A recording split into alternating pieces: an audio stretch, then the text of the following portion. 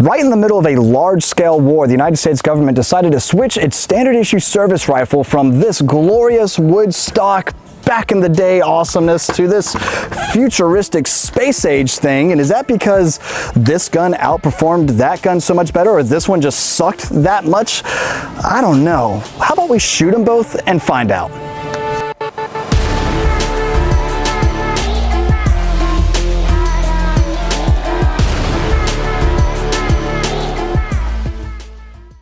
Welcome back, everybody. Clint today with Classic Firearms, here to talk about the Vietnam War.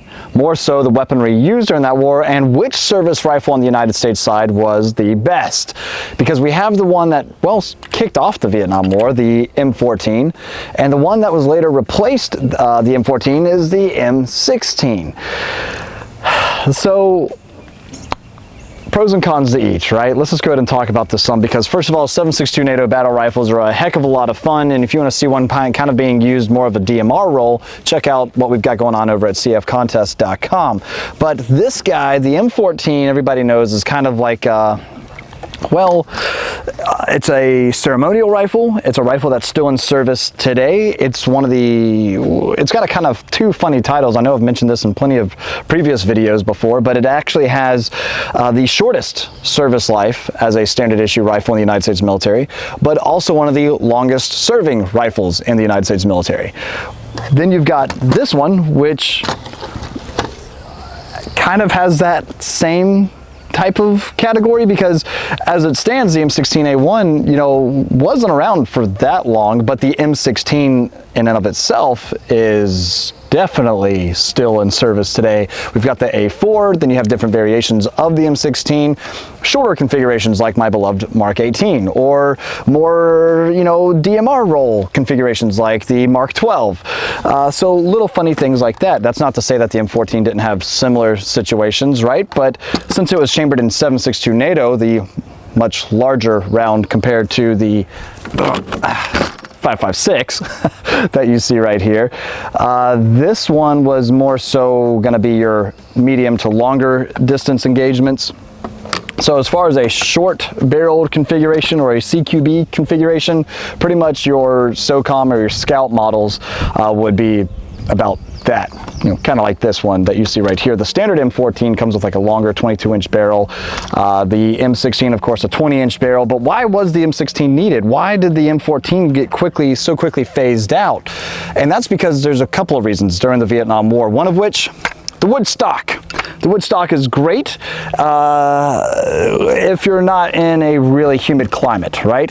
What they started to notice really quick is in the jungles of Vietnam, the wood stock would actually start to warp. It would start to absorb some of that moisture, or a lot of that moisture. It would grow in its size, and then all of a sudden the metal parts would stop to work. So they had a lot of reliability issues with the firearm, and so they did a quick fix and put a fiberglass stock on it. A little too late though, because by the time they introduced the fiberglass stock, the newer space age M16 was making its debut out in the battlefield. It was lighter. You could carry more of its ammunition because it was significantly smaller and also lighter. It utilized plastic parts, polymer parts, like you see here on the stock, the grip, and the forend. So again, making it much lighter. It was also an enclosed design. It was completely sealed. Notice the dust cover, right? So therefore, you wouldn't have as much dirt and debris getting inside of it, they thought. If you compare that to the M14, it's got a relatively open design. I mean, notice this big old hole right back here, there it is, right there for the receiver. So crap could get in there, but also it made, a little bit easier for crap to get out too. Just kind of shake it and you'd be fine, right?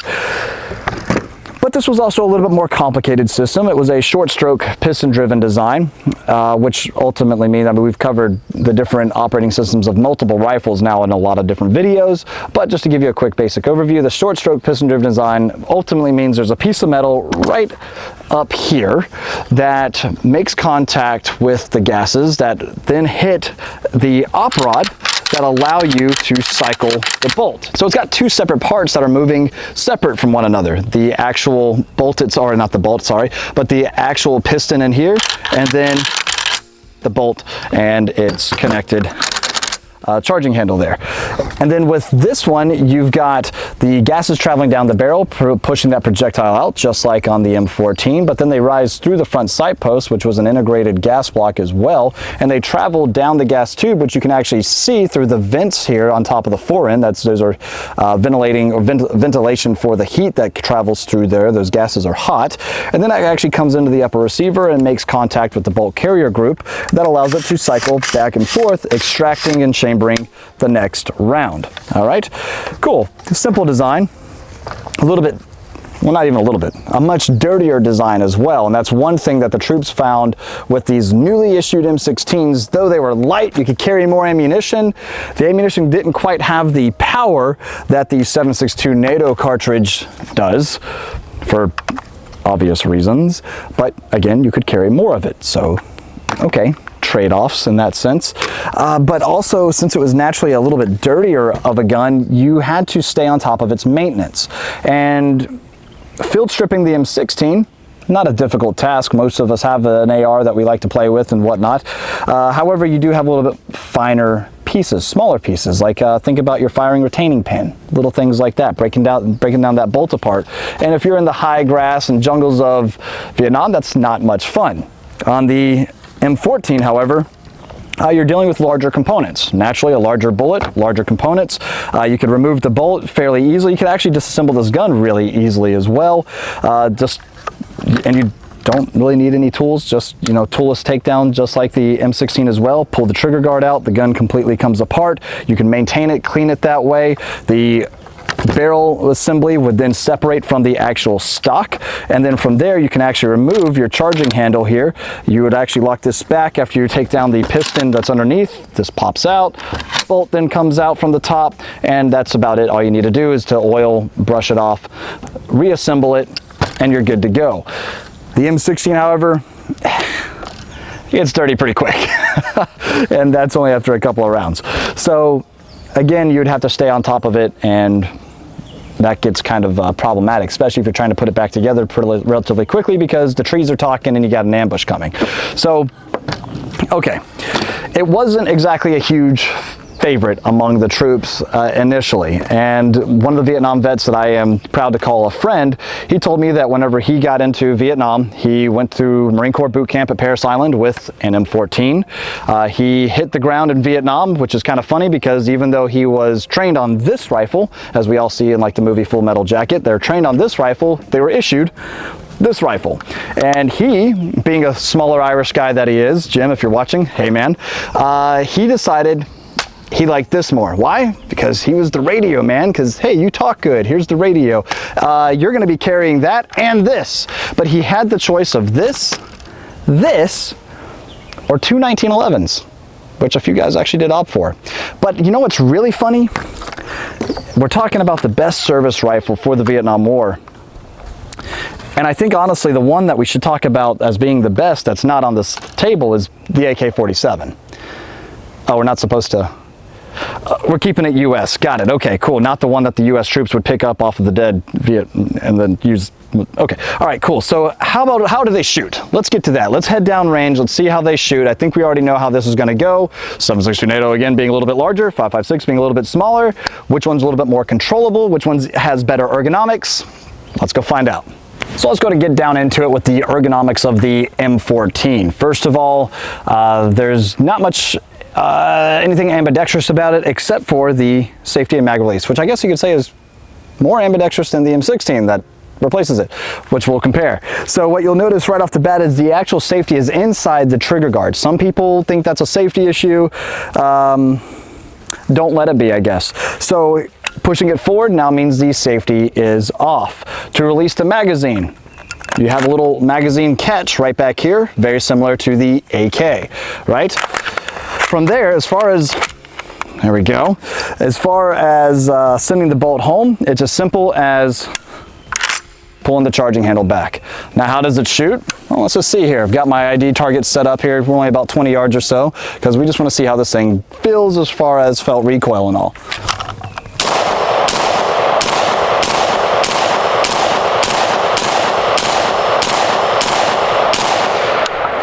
It's about 10 rounds of a nice slow pace, so that feels pretty good. What about the next 10 rounds? Let's see if we can speed it up here. And all of those are pretty much right in that same little rectangle. Let's see if I can keep them in that rectangle. We'll see. All right, what about a reload? Get that out. Felt pretty good. So that is one thing I really love doing on the M14 are those faster reloads, because ergonomically, where that charging handle is, I can take my thumb and just loop around here when it locks back right back here, and then just pull back on that and then get right back in the fight. It looks cool, and that's probably the most efficient way of doing it. I got to give it to the M16 though. Once we shoot it, I think you'll see it's actually a little bit quicker. Now, as far as my shot placement goes, I'm a little spread. Let's actually take a look at that and maybe do another little quick mag dump, all 20 rounds. I'll put one more in it since I shot that one. Sometimes I just can't help myself. And let's see what type of group we get, and then switch to the M16, similar type of thing. Now on my infinite defense target here, you can see that most of my shots were right in here. I'm pretty happy with that. Then I pulled 1, 2, 3, 4 outside of my center mass rectangle here. All right, cool, good enough for me. That's where I was aiming, kind of spread there. So let's just remember this one closer to the corner of the rectangle. Remember this one, I'm trying to dot the eye of my infinite defense target, code mag dump. And there you have it. So let's paint it back up. Let's do another 20 rounds as fast as I can, see if we can tighten that up a little bit, and then switch on over to the M16. All right, so this will be nice, short, and sweet. 20 rounds as fast as I can, wanting to stay in that center rectangle. Let's do it with the 7.62 NATO M14, then we'll switch over to the M16 and talk about its ergonomics and how it feels. But let's see how quickly we can do this and how accurately.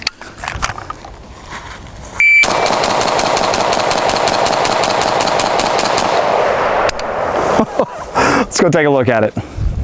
So that's 1, 2, 3, 4, 5, 6, 7, 8, 9, 10, 11, 12, 13, 14, 15, 16, 17, 18, 19, 20 shots, all on target, which is great. 2 outside of the B zone. A zone, of course, is where I was wanting to hit most of them, but I've only got, I think, 7 here. So, hey, you know what? All of those look like pretty good hits if you ask me. However, you might be wondering too, well, why are you shooting so close? Because I'm only about 20 yards back. Well, keep in mind that the Vietnam War, that wasn't exactly a distance war, kind of like what we've been fighting for the last 20-ish years or so in Afghanistan, where a lot of your combat is taking place between 200 to 300 yards. In Vietnam, your average distance for engagement was actually closer to about 20 yards. So very rarely was it seen outside 100. So yeah, that's why we're kind of doing this as fast as we can within such a short distance, because, well, that's what we're basing all this off of, as the Vietnam War, correct? And it kind of makes no sense, if you ask me, to have these longer rifles like this. Again, this is even the short-barreled model with an 18-inch barrel, right? The 22-inch standard M14 was a little bit longer, a little bit more unwieldy to carry around in a very dense jungle, or going house to house, street to street in Hue City, with all my Marines there that was taught that. So that's why we're shooting at such a close distance. All right, so take again one more quick glance here. Pretty wide spread. Let's see if we can, let's see if the M16 performs any better, or if I perform any better with the M16. Now let's see how the M16 feels here. Just 10 slow shots so you guys get a feel for the recoil and all, or a look at it.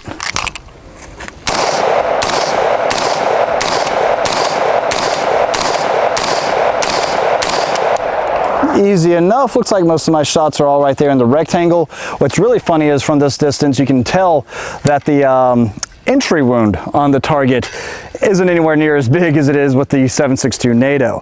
I can tell you right now, hey, it's a lightweight gun. You're going to feel a little bit more recoil, but in comparison to the 7.62 NATO, this is pretty non-recoiling. I don't want to say non-recoiling, because once you put it under fire and really start shooting, you'll notice, yeah, there's going to be a little bit of separation in your group and dispersion between your shot placement.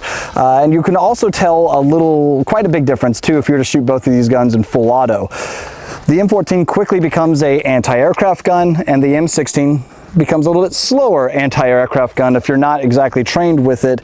And if you brace yourself a little bit more and really drive that rifle, you'll be able to keep it nice and flat shooting. Let's go ahead and finish off these 10, and let's see how it feels to do a little reload with it here.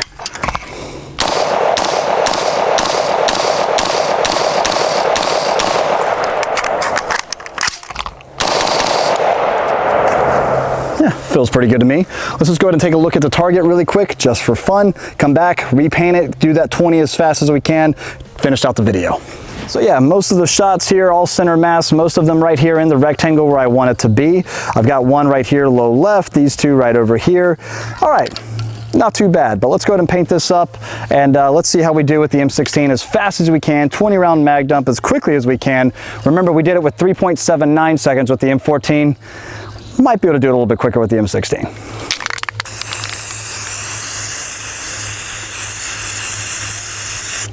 Let's have at it. All right, time to beat, 3.79, and let's try to be a little bit more accurate too. Let's see.